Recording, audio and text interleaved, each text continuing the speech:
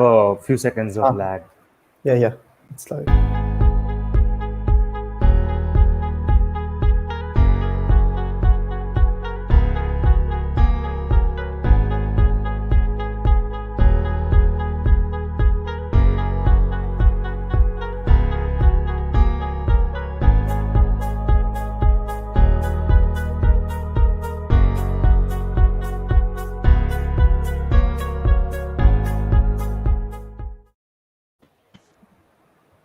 Okay, hi everyone, and thank you to all of those who have joined and who are watching live, and happy World Space Week.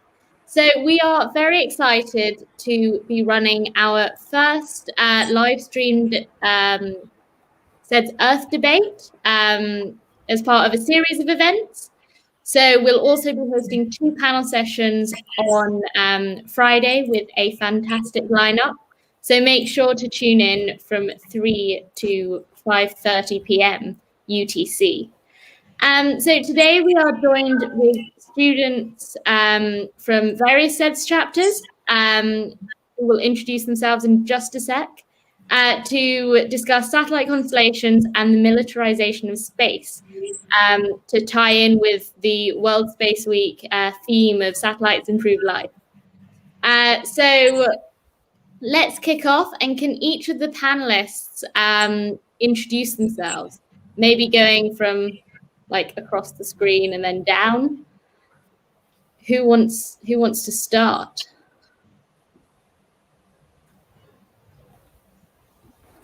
Yep, I can start. Hello everyone, I am Jay from SEDS India, and I've been an avid space enthusiast ever since I was a child. It's a really great platform that we are on here today, and I hope to make the best of it.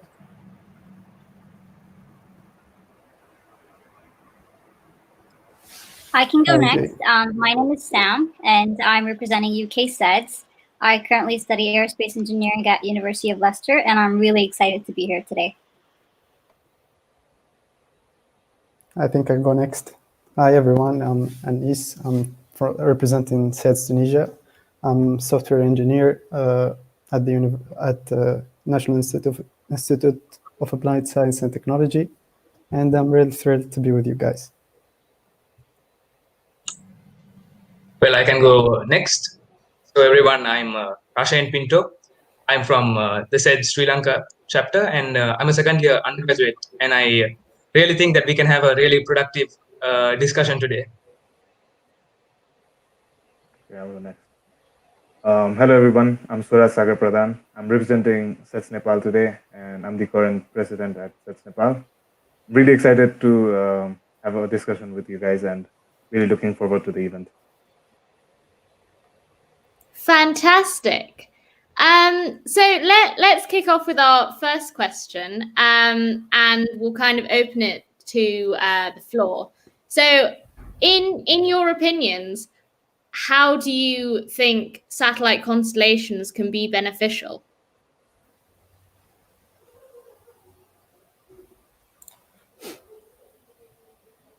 Who wants to start us off? So I guess the easiest and most obvious use of satellites is communication. Like, it's beneficial in that way that it makes distances way shorter than before, I guess.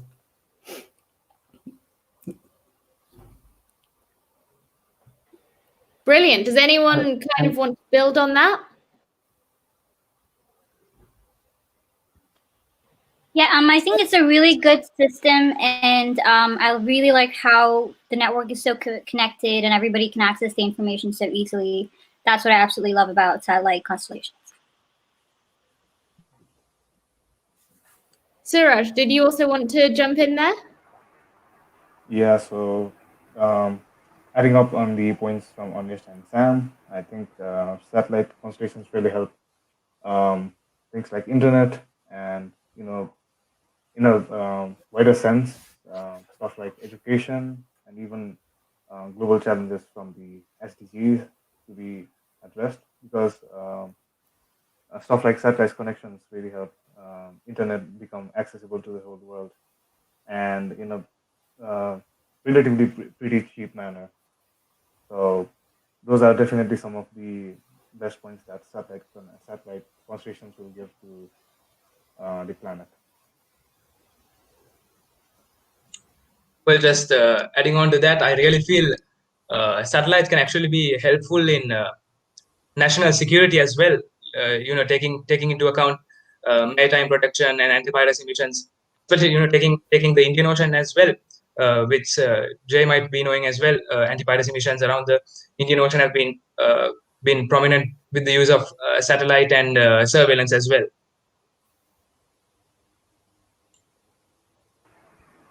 Agreed. Yes. So I think in the past we already had one satellite constellation that was called Iridium, which is almost retiring right now. But Iridium was very useful in enhancing the communication network on Earth, especially privately serviced out to military, which was really helpful, as well as to UN, which helped coordinate throughout the world different kinds of operations. So yeah, it's definitely worth it to have more satellite constellations. Uh, it will enhance the broadcasting speed as well as the internet pings all over the world, like at an exponential rate, as just to satisfy the demands of the modern world right now, which is also increasing at a great rate. So that's where satellite constellations are very useful to us.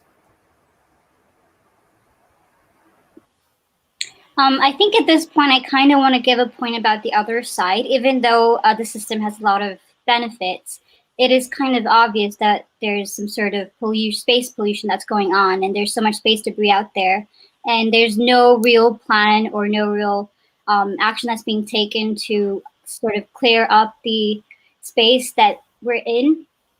So yeah, maybe it will be beneficial if we do spread out and like have more satellites out there.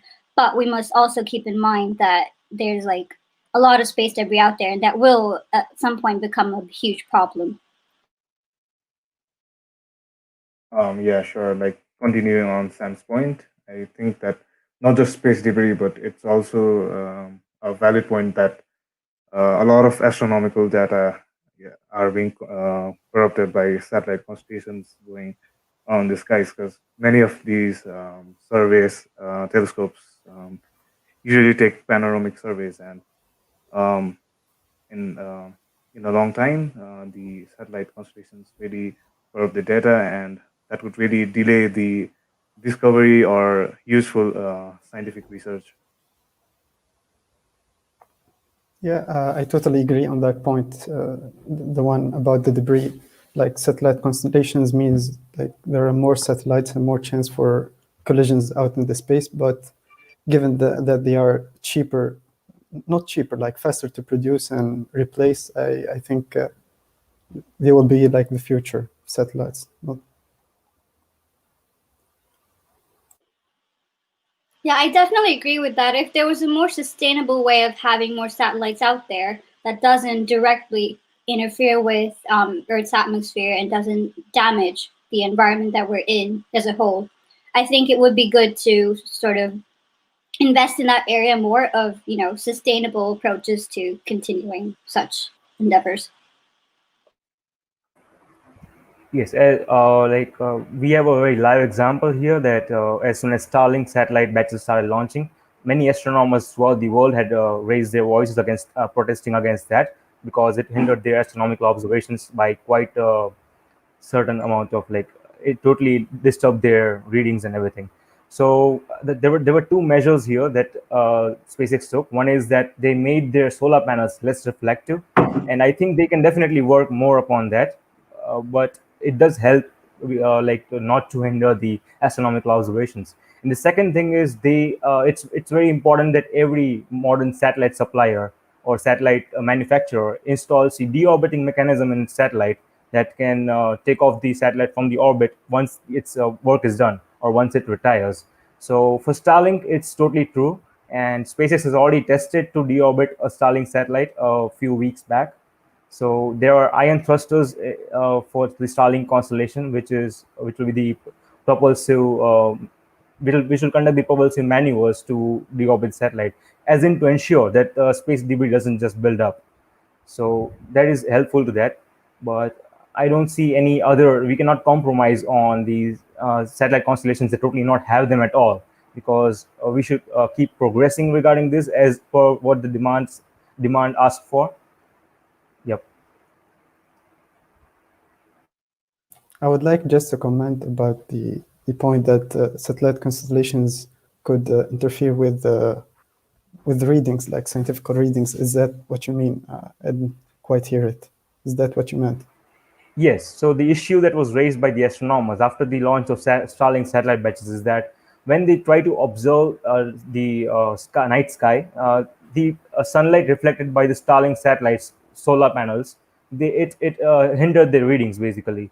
So what's Starlink tried to do is they made their solar panels a bit less reflective, just so that it can decrease the hindrance to the readings of the astronomers. But it definitely can improve a bit, much more in that area. So that's True. what I meant to say.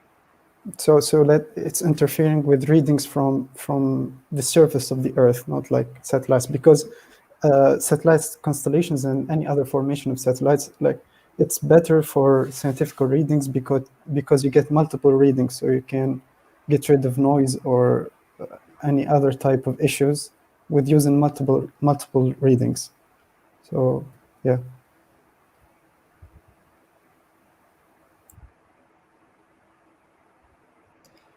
Guys, taking into account the space debris that we were talking about, and the benefits that could come from this, from these satellites, from which we spoke about, communication, surveillance, and whatnot. I just have a question. Do you guys think that the costs are more than the benefits, or what's your view on that? Definitely, I think that on a longer run, the benefits are far more than the costs. I mean, at first, I believe it's a pretty costly project, but in the longer run, it's really gonna benefit everyone. That's right. Yeah, I agree with that too, that in the long run, there are many more benefits. Like, for example, if we can study the weather better and have better data, we Definitely. can sort of, look into predicting the weather better to protect people from hurricanes, for example. So that's like Right. a big, benefit. So the So it's constellations of satellites that are being launched in here are mainly for the purpose of communication rather than observation. And the point that we need to consider here is, from the international perspective, that not all countries can afford to send satellite that can have not all countries can afford to have their own cameras in space basically. So they rely on their own observatories from ground. And if Starlink, which belongs to basically US, I don't know if they are planning to increase their outreach to international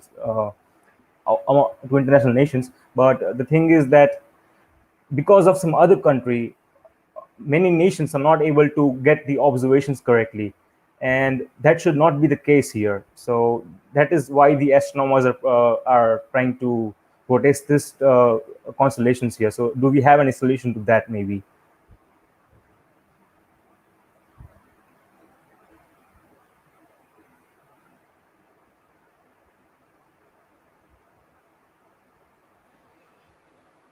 Okay, cool. So we're kind of touching on questions like the sort of corporate responsibility of companies who are sending up these constellations, and the kind of issues with satellite debris, space debris.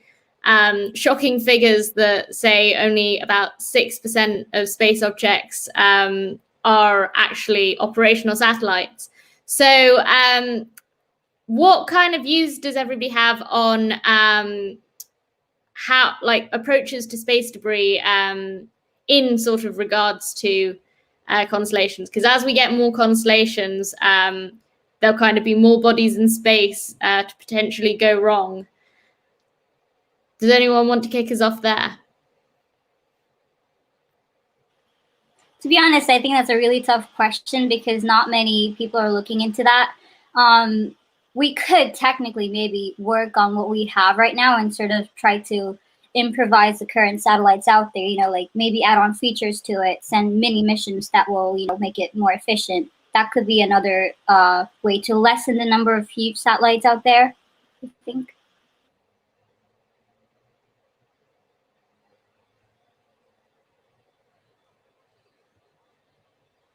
Anybody else have a take there? Jay?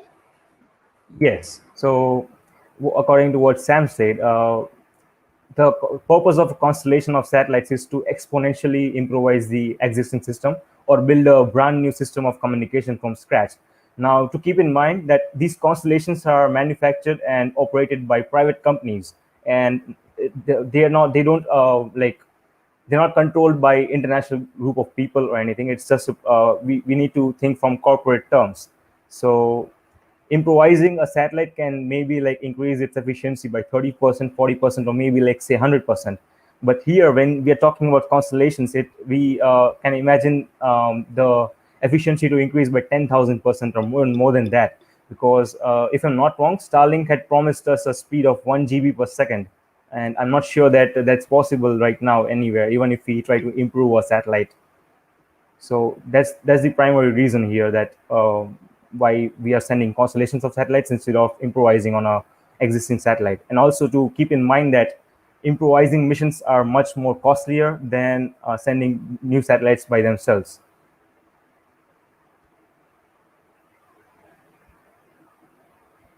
So there, are we kind of running into almost the same issue we have with fast fashion? Like you can kind of get things out in large quantities for relatively low costs, but ultimately with negative impacts on the kind of environment, so to speak.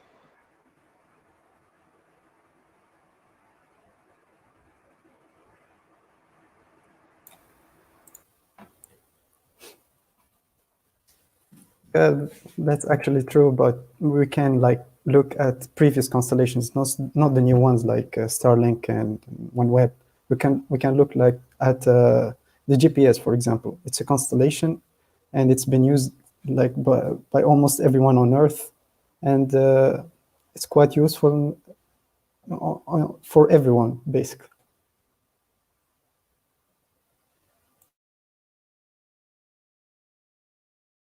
Okay, fantastic. So to wrap up this kind of section of the debate, then, does everybody want to quickly go through and just give a sort of yay or nay for constellations? Are you generally in favor or generally against? Jay, shall we start with you? Yep, sure. So my perspective is a bit on both of the sides because I value astronomy as much as I value space technology here. And the thing is that we cannot avoid having constellations of satellites in space because there are many factors into this, and not having constellations is just a lot of down points other than profitability or other than having more advanced communications. So that won't be possible, but what we can try to do is keep the astronomer's perspective in mind before sending those satellites. And as engineers, we can try to improvise on those satellites to avoid those problems from happening. That is the main thing, is the hindrance. So we can definitely work on having less reflective solar panels for sure, and there might be many other solutions too. For space debris, we can, as I said, whatever satellite that we are sending into space from now on must have a deorbiting procedure, because now we are very well aware about space debris and we know that it poses a very serious threat. So even if companies themselves, even if it costs a bit more, it's better for their own future to have a deorbiting procedure on the satellite itself. And the second point is we should start removing space debris from the orbit of Earth, and we should do it as fast as possible because it's growing at an exponential rate. So we need to send missions for that too.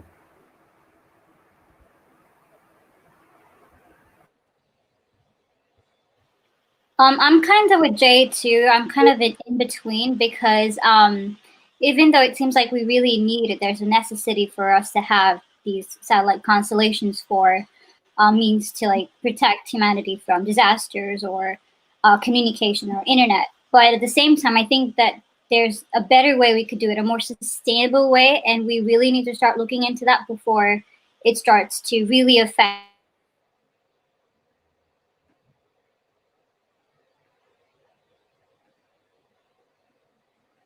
Oh, I think we've lost Sam. Suraj, did you want to go next? Yeah, sure. So I think I'm also with Jay because definitely satellite constellations are something we can not ignore because they are surely the way we're going The to. environment around Earth.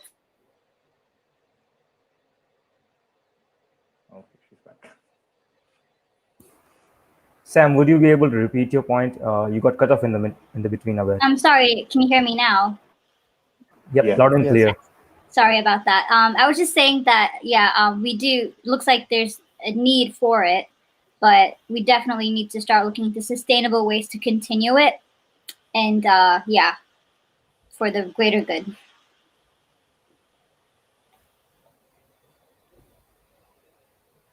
So I guess I was going next.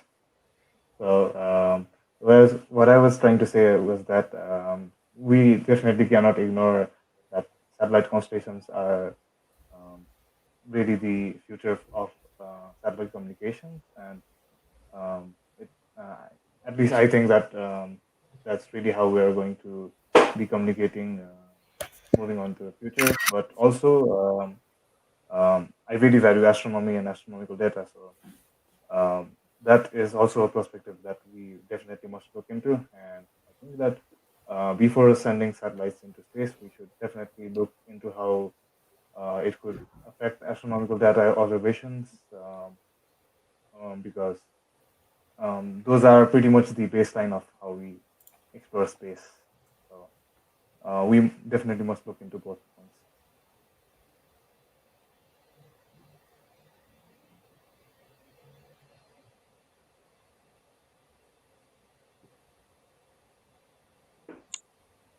Well, I'll go next. Well, I'm also actually in agreement with Jay's point.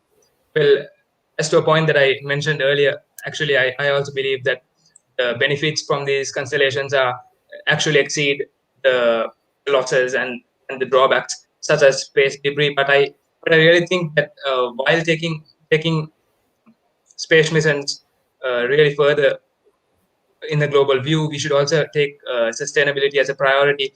I think, if I'm not mistaken, the Clear Space One mission is bound to start in 2025, which is a mission to clear space debris. I think we've got to have missions like that, clearing space debris, reducing the drawbacks, while pushing and surging forth in space exploration and development.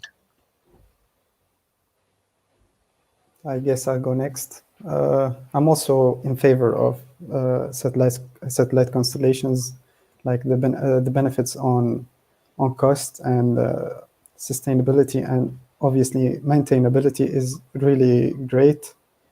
But I go back to the point Jay mentioned, which is we need each satellite constellation need to have like deorbiting strategy for when its lifetime is over, just to keep the space as less crowded as possible.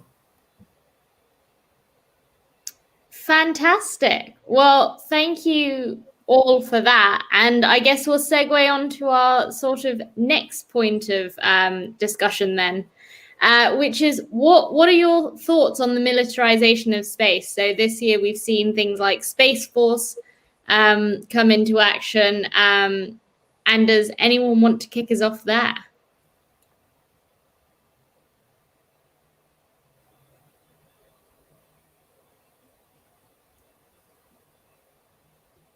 Jay.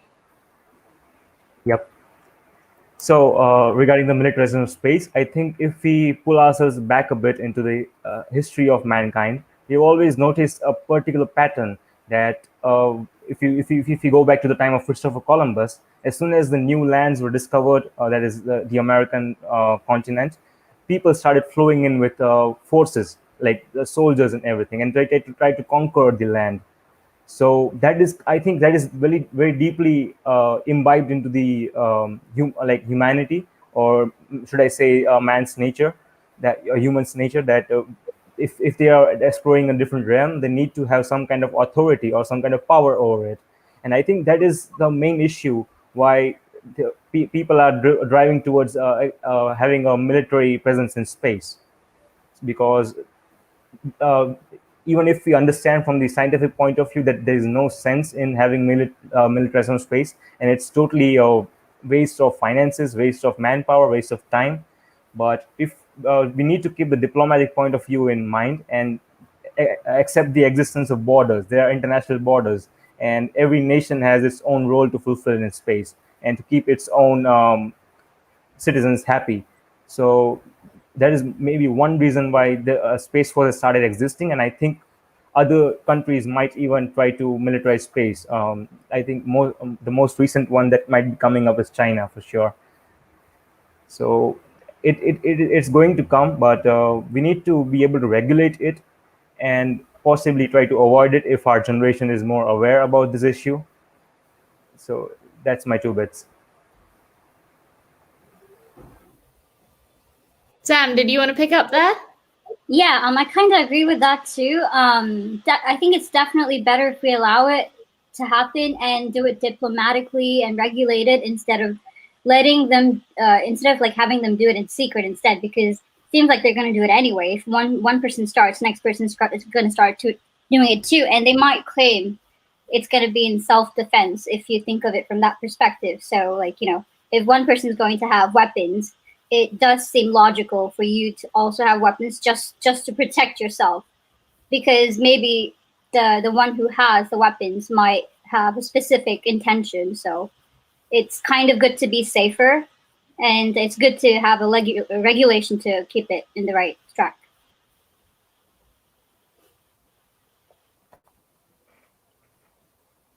Well, I was just having similar sentiments to what Sam brought up. Well, I actually, also think that the militarization of space should be bound to some extent with particularly treaties such as the Moon Treaty of 1979 and stuff like that. But I also believe that while the militarization of space should be limited, I believe that the usage of space and satellites for the militarization of countries should be legal and should be allowed, I believe.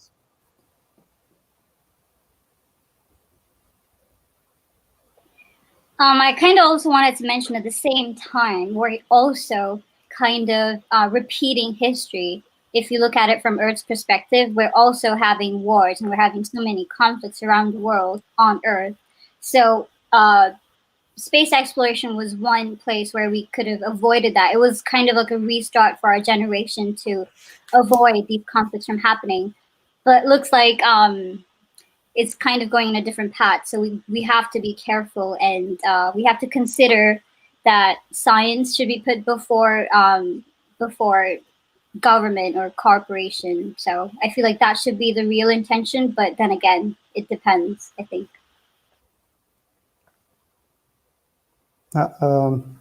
I think from like scientific point of view, the militarization of space is useless waste of resources and waste of scientific time. But I don't believe we can like actually prevent countries from doing what they're doing. So at least the least we can do is not us as students, but international organization to come up with regulations to prevent these from depassing limits. Just make regulations for this kind of activity.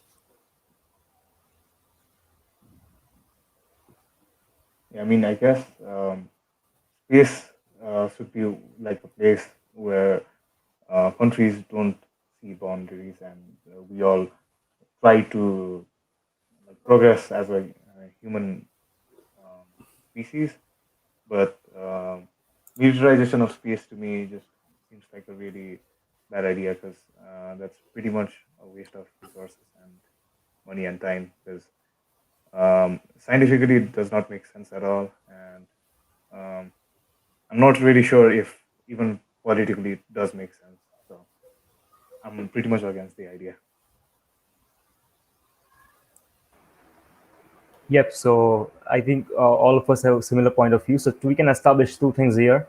One is it's totally bad and it's not needed. The militarization of space is not required. And the second point is we all said that we cannot prevent it. But when I gave it a deeper thought, we are people sitting here right now on this panel and other young people out there who are watching us who are involved in the space industry, people from SGAC, people from SEDS. All of us are the young leaders, and all of us will be involved in some way in the upcoming years in the space industry and will be leading it.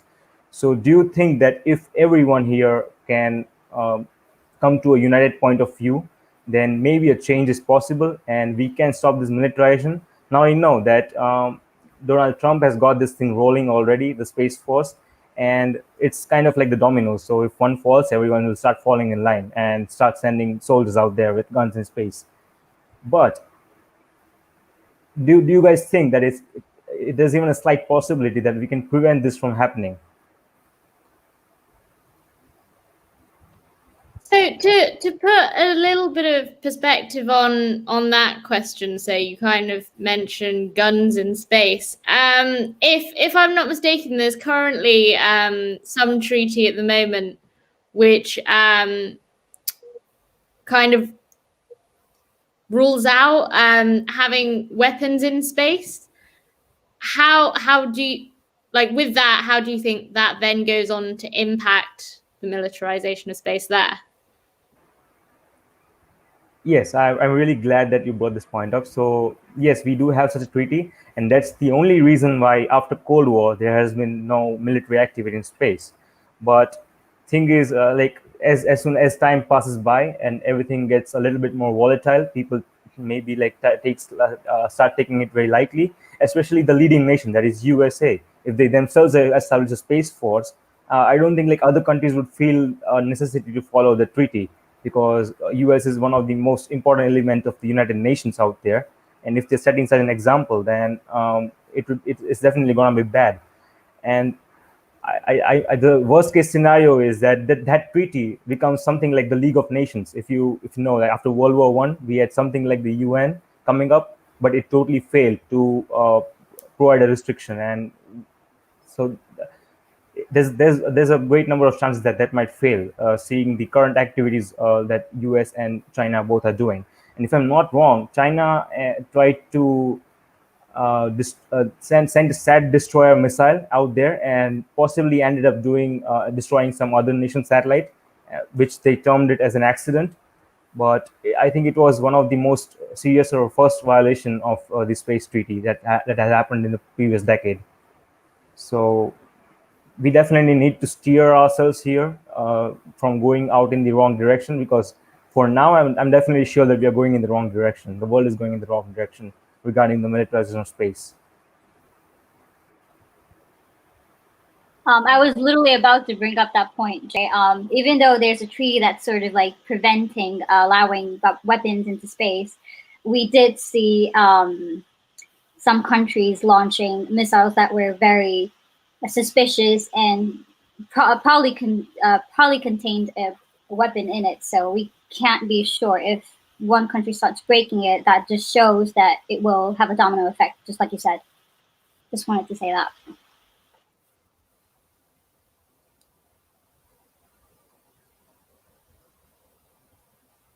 Does anybody else have any final comments on that before we move on?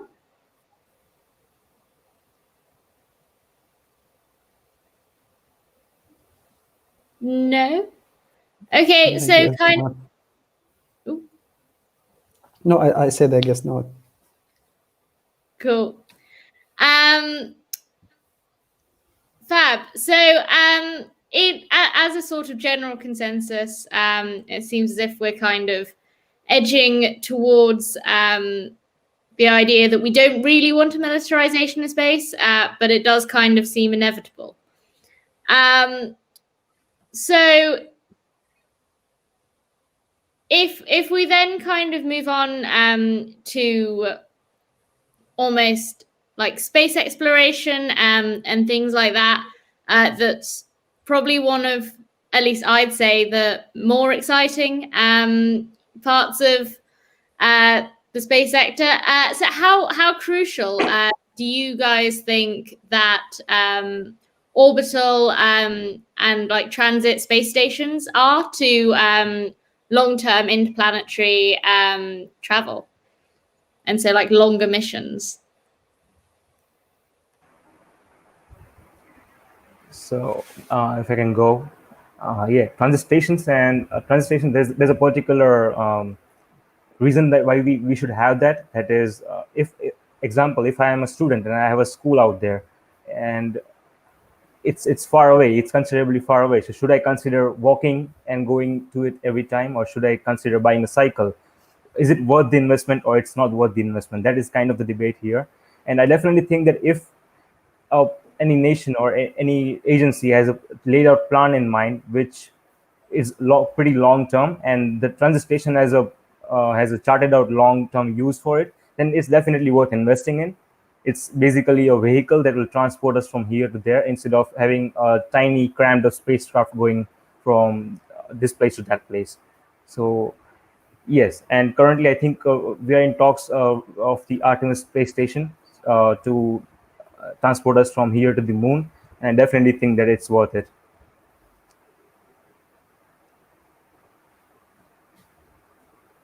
Fantastic. Sam, did you want to pick up there? Yeah, I agree with that as well. I think having in-transit stations will be really beneficial. For example, we already have air-to-air fueling systems that exist, which is basically how airplanes mid-air get refueled.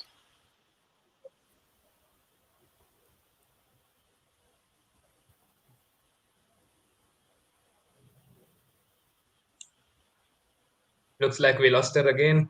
I think I'm back now. I'm really sorry. Yeah. The weather's really bad here today. So, as I was saying,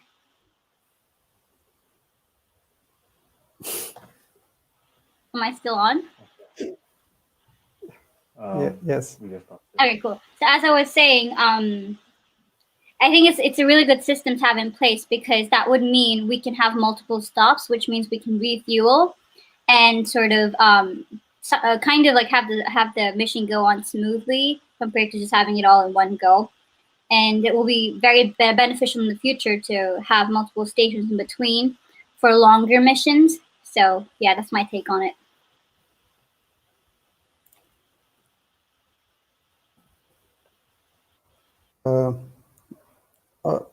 Obviously, I think like a transit space station, like a moon station or even space elevator, is crucial for not only for like exploring planets in our solar system, but also for deep space exploration. So I think it's financially a good investment, because it will drop the cost of exploration exponentially, and I'm for it 100%.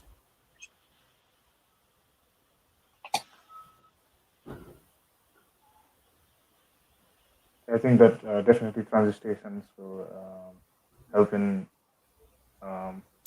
longer travels, and will also help us to create the whole way better and smooth, I guess.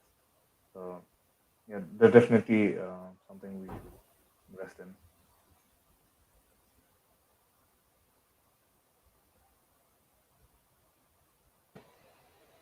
Fantastic. So Rashin, did you want to? Yeah, I just jump want in? to add up as well. Again, similar sentiments. I am completely for in transit stations. I believe it actually really helps us for deep space exploration, and to keep in transit stations, as Sam mentioned as well, for fuel benefits as well. Fantastic. So there seems to be quite a consensus that we like having in orbit stations.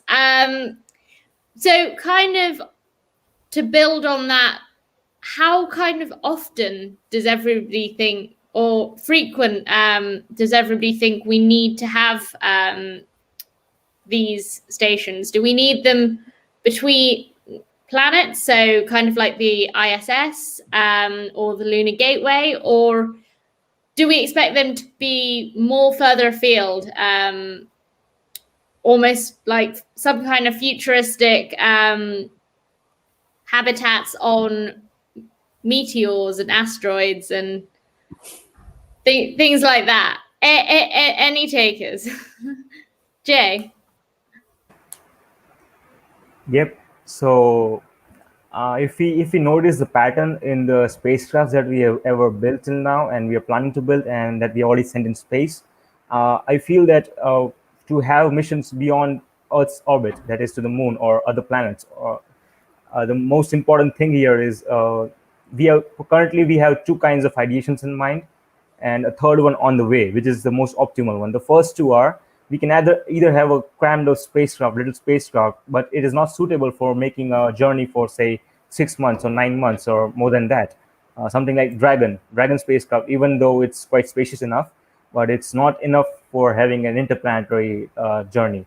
But on the other hand, we also have this concept of transit stations, which do seem like perfect, but they are pretty costly, and we can already see that the transit stations we have in mind are more grand than the ISS itself, and the ISS was pretty difficult to make, considering diplomatic situations and the cost involved in that, and convincing different nations to send up different components and to set up boundaries for that. So that itself was pretty difficult for us as a world, as a set of nations, to make it happen. So the third most optimal thing is, we should neither go with the station or nor with this crammed spacecraft, but something like the BFR. Now you guys know it's a pretty huge spacecraft, and this is also the kind of spacecraft that you see in movies, because they are more closer to the reality for having interplanetary or interstellar travel possible. So something like a BFR, the spacecraft like a BFR, is not like too small enough and also not too big enough to be like very costly. And it can be an international venture for sure, but it basically ensures that it's a multi-purpose vehicle. You can use it to go to the moon, you can use it to go to the Mars or anywhere else. So I might be confusing a little bit, but I'm just comparing the sizes of the spacecraft and their use according to it.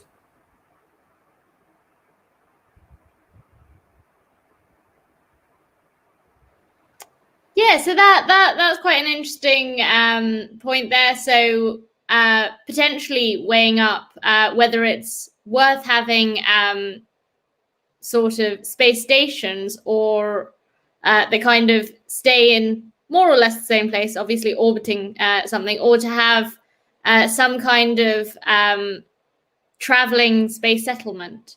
So if we do want to go for the really fanciful long range missions, perhaps having a vehicle that will allow people to potentially live there, potentially have multiple generations. Does anybody have any thoughts on that? Which do you think is more feasible in the long run?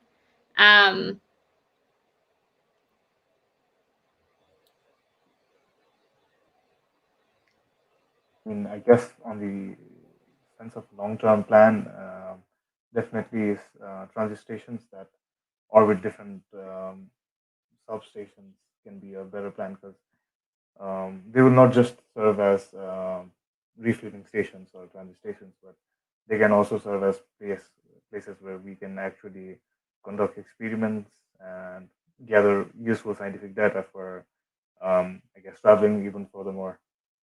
And as we've already seen here on Earth, the International Space Station gives a lot of useful applications from space. So I guess having transit stations in different points between the. I'm sorry, Swaj, can you speak a bit louder? Okay, can you hear me now? Yep, perfect. Okay. I think I'm having issues with my mic. So I guess better solution would be having transit stations between the different destinations, because then we can also use those transit stations as experiment as places where we can conduct experiments like the International Space Station, which can actually give us accurate and useful scientific data for exploring the space furthermore.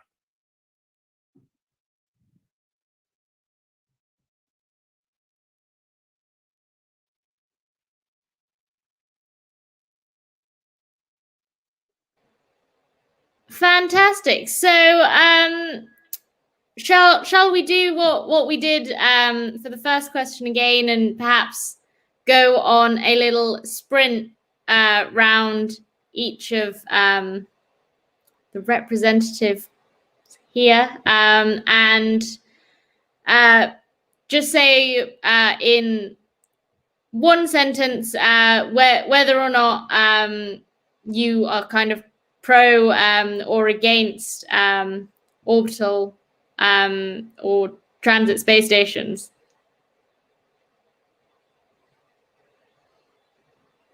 Anis, do you want to kick off?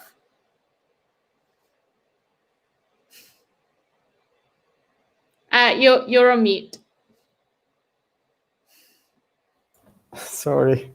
Yeah, sure. I'm 100% pro transit stations because I think they are not only like useful but necessary if we're thinking about deep space explorations.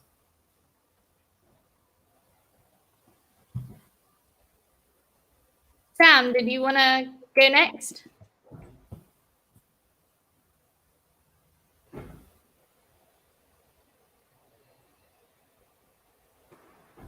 Sam, you're on mute.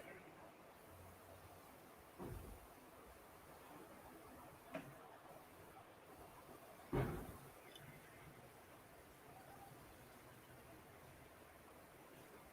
think she's All right. having audio.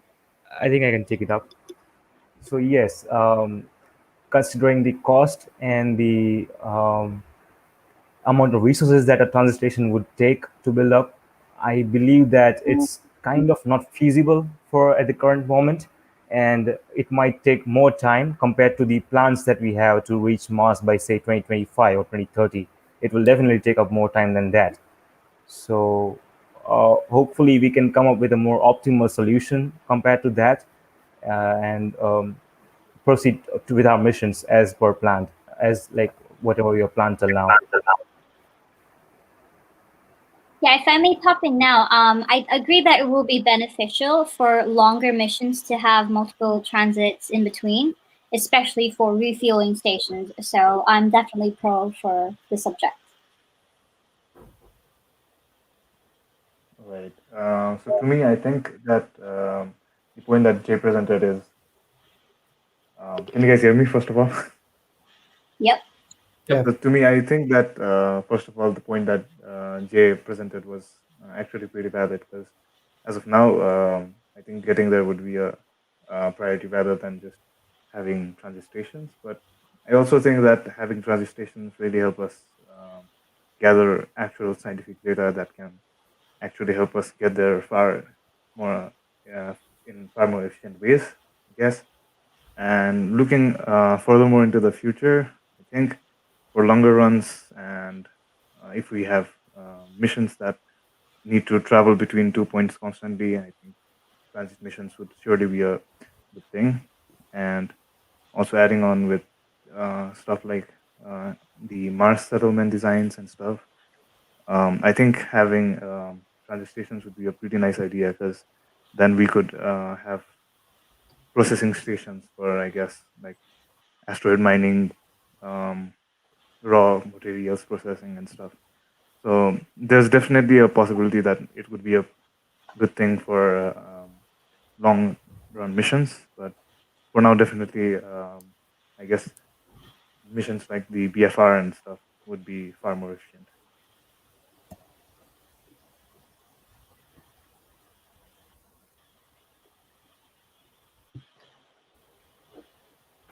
Yep. So we have a question in the comments from Gotham from SEDS USA.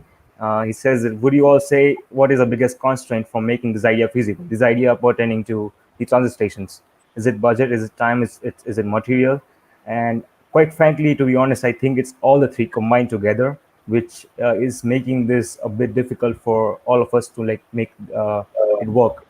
So I think that maybe if we could come up with a cheaper idea for compared to transit stations, and which is like requires less amount of resources, but like checks out all the points or all the purposes that the transit station was needed for, maybe we could come up with something like that. Then it's possible. For example, we if we need transit stations for refueling, uh, compared to that idea, just bringing in a very crass comparison, that we have the BFR spacecraft fuel tank, which is entirely a huge tank of fuel, which we can station at different points in space, or keep it orbiting around the moon, or keep it orbiting around the Mars for refueling our spacecrafts. So maybe on a smaller scale, it's more possible, and in the near future too.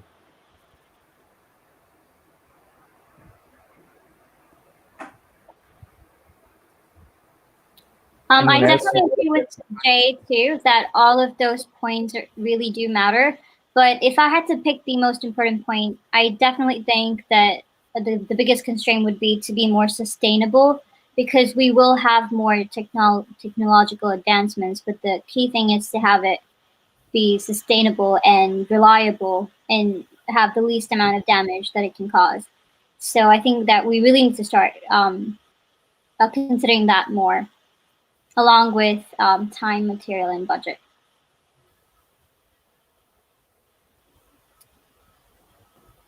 Brilliant. Well, I think we've had a great discussion here today, and perhaps this is a good point to wrap up on. So we have spoken about pretty much everything from satellite constellations to militarizing space, and then to space exploration.